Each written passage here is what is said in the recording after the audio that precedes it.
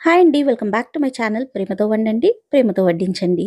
ఇవాళ మనం బచ్చలి కూర పప్పు ఎలా చేయాలో చూద్దాం.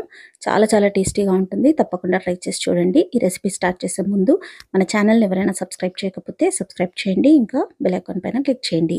ఇప్పుడు ఈ రెసిపీని ఎలా చేయాలో చూద్దాం. ముందుగా బచ్చలాకుని కాడలతో పాటు కట్ చేసుకొని పెట్టుకోవాలి.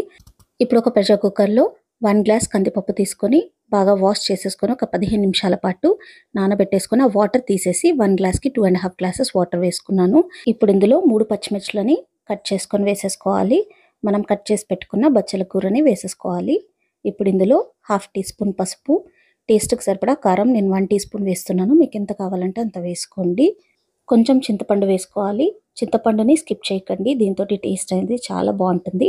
1 టీ స్పూన్ ఆయిల్ వేసేసుకొని దీనంతా బాగా కలిపేసుకోండి. ఇలా ప్రాపర్గా కలిపేసుకొని ఇప్పుడు దీనికి మూత పెట్టేసుకోవాలి.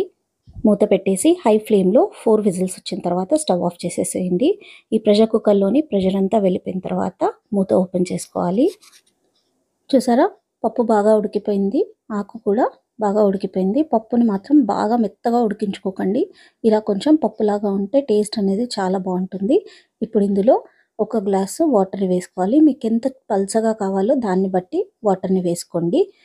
ఇప్పుడు ఇందులో టేస్ట్కి సరిపడా ఉప్పు వేసేసుకొని బాగా కలిపేసుకోండి.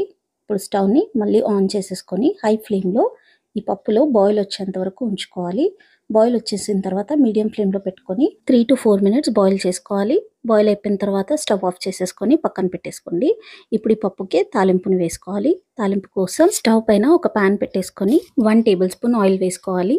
ఆయిల్ వేడయ్యాక కట్ చేసుకున్న ఎండుమిర్చిలను వేసుకోవాలి. నేను 3 ఎండుమిర్చిలను తీసుకున్నాను.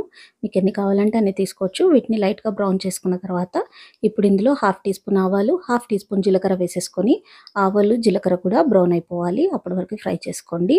ఆవాలు జీలకర్ర ఫ్రై కాగానే ఇప్పుడు ఇందులో క్రష్ చేసుకున్న ఎల్లిపాయలను వేసుకోవాలి. నేను ఒక 10 ఎల్లిపాయలను తీసుకున్నాను. మీకు ఎన్ని కావాలంటే అన్ని తీసుకోండి. ఎల్లిపాయలు ఎక్కువ వేస్తే టేస్ట్ అనేది చాలా బాగుంటుంది. ఇలా బ్రౌన్ అయిపోయిన తర్వాత ఇప్పుడు ఇందులో కరివేపాకును వేసుకోవాలి. కరివేపాకు కూడా కొంచెం ఫ్రై అవ్వాలి. అప్పటి వరకు ఫ్రై చేసుకోండి. కరివేపాకు ఫ్రై కాగానే ఇప్పుడు ఇందులో కొంచెం ఇంగువ వేసుకోవాలి. ఇంగువ ఉంటే వేసుకోండి, లేకపోతే స్కిప్ చేయొచ్చు. బట్ వేస్తే టేస్ట్ అనేది చాలా బాగుంటుంది. ఇప్పుడు ఇందులో కొంచెం పసుపు, 1/2 టీ స్పూన్ కారం వేసేసుకొని దీన్నంతా బాగా కలిపేసుకోండి. ఇప్పుడు ఈ తాలింపుని మనం బాయిల్ చేసి పెట్టుకున్న పప్పులో వేసేసుకోవాలి. ఇందులో కొంచెం కారం ఎక్కువగానే పడుతుంది. ఎక్కువ వేస్తేనే టేస్ట్ అనేది చాలా బాగుంటుంది. తాలింపు అంతా వేసేసుకున్న తర్వాత దీనంతా ఒకసారి బాగా మిక్స్ చేసేసుకోండి. టేస్ట్ అయితే చాలా బాగుంటుంది. కారం కారంగా పుల్ల పుల్లగా చాలా టేస్టీగా ఉంటుంది. తప్పకుండా ఇలా ఒకసారి ట్రై చేసి చూడండి. ప్రేమతో వండండి, ప్రేమతో వడ్డించండి. మీకు ఈ రెసిపీ నచ్చినట్లయితే లైక్ చేయండి, షేర్ చేయండి, కమెంట్ చేయండి. ఇంకా తప్పకుండా సబ్స్క్రైబ్ చేయండి. Thank you.